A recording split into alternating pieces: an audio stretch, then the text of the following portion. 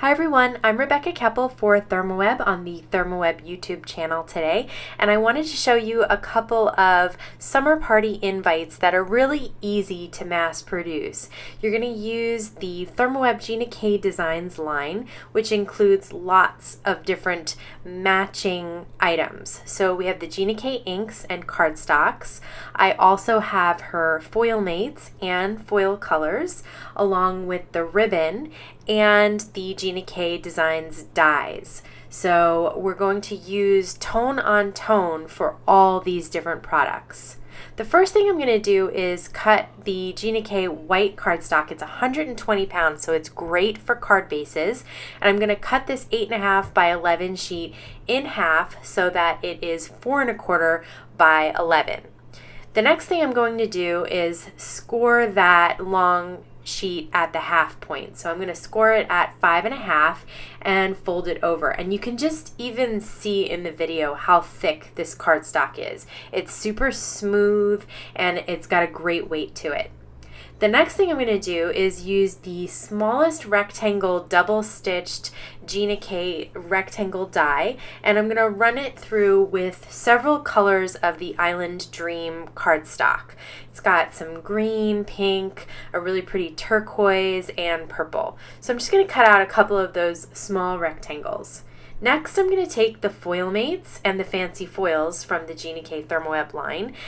In the first card, I used those larger dots, but for this one, we're going to use the smaller dots, and I'm going to use the Wild Dandelion Fancy Foils.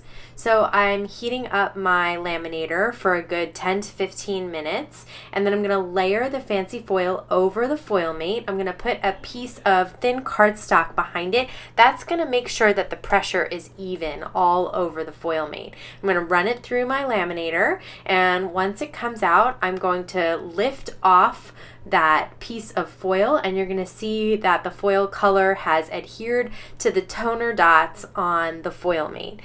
This is a very quick and easy way to make a foiled pattern background. Next up, I'm going to cut that background piece into 4 1/4 by 5.5 for my card panel. And that's going to be my background card panel for this invite. So I'm just going to line this up at 4 1/4 and cut that down so that I can adhere it to my card base.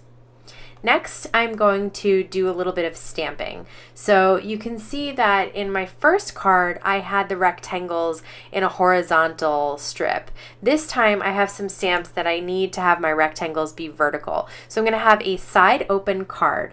I'm going to take the ink that matches the cardstock perfectly.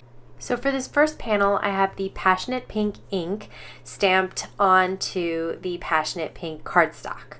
I'm going to do the same thing with the Wild Lilac, and then I'm going to stamp a little beverage in that color, and then I'm going to use my sentiment, but it's too wide, so I'm just going to trim it in half so that it fits perfectly on this rectangle. I'm going to lay it down to line it up where I want it. I'm going to leave a little space because I'm going to put some die cut stars on this card panel as well. So I'm going to grab the Turquoise Sea ink and then stamp that sentiment onto the turquoise cardstock.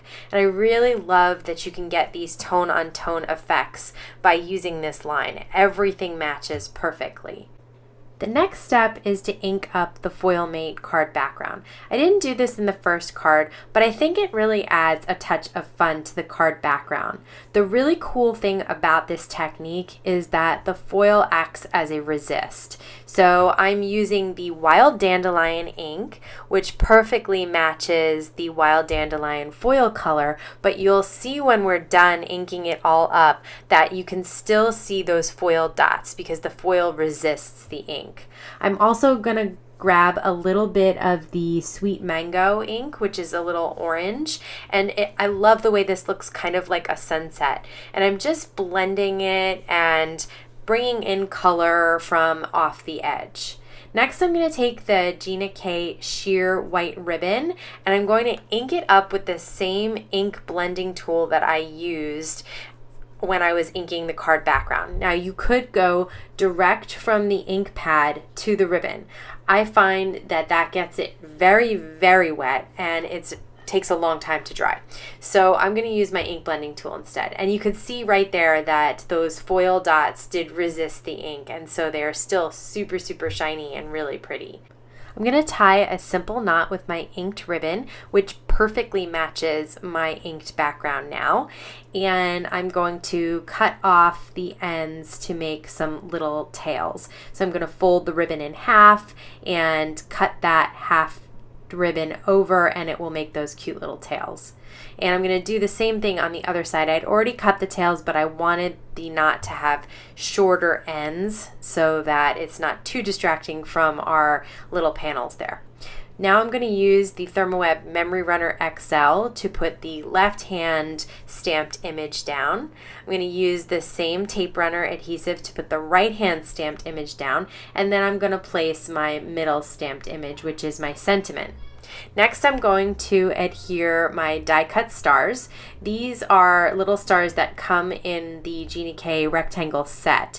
One set has candles and the other has stars. So I'm going to actually ink the edges of these with the coordinating ink, and I think that just adds some depth and dimension to them and just gives them a special touch. So I have my ink blending tool. It's really easy to do on this larger star, and when you pick it up you can just see that it adds just some shading, which I think looks really, really pretty. It's a little tougher to do on the smaller stars, but it's okay if it's not perfect or if it gets in the middle a little bit. I just really like the way that those inked edges look on die cuts. Once all my stars are inked up, I'm going to adhere them to my card.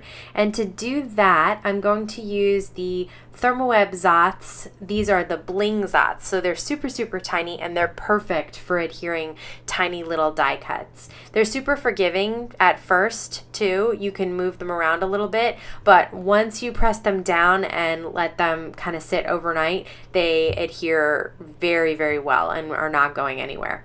So there I have my card base that we had cut and scored before. I'm going to put some of the Memory Runner XL on the base itself and then just lay the card panel on top and press it down.